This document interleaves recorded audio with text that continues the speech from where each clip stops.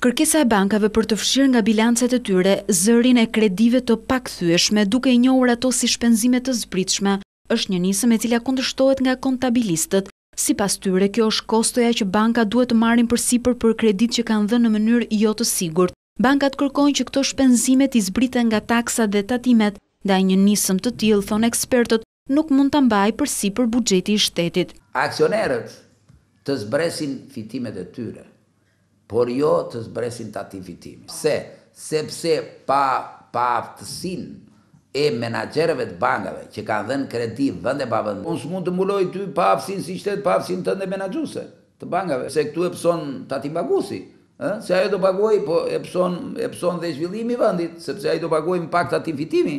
Pra që të paguaj me pak tatim fitimi, do thotë që unë të grumbulloj sa më pak fonde ose të ardhura.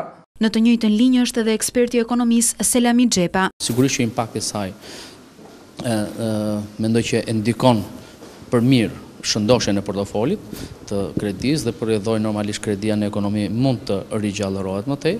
Sidoqoftë, për sa I përket debatit që është hapur aktualisht, unë mendoj që edhe bankat duhet të paguajnë çmimin e dështimit të tyre, që në një farë kuptimi pra në qoftë se ata kanë marrë vendime të gabuara në adresimin e portofolit, sigurisht që ata duhet të paguajnë një çmim për këtë. Në këtë kuptim pra unë mendoj që privilegjet që kërkojnë nga shteti nuk më duken të arsyeshme. Nëse një nisëm e tillë do të gjejë konsensus edhe të Ministrisë së Financave, atëherë norma e kredive të këqija e cila ka arritur tashmë në 24% të totalit mund të reduktohet, por nga ana tjetër, banka do të orientohen edhe më shumë në dhënien e kredive të reja.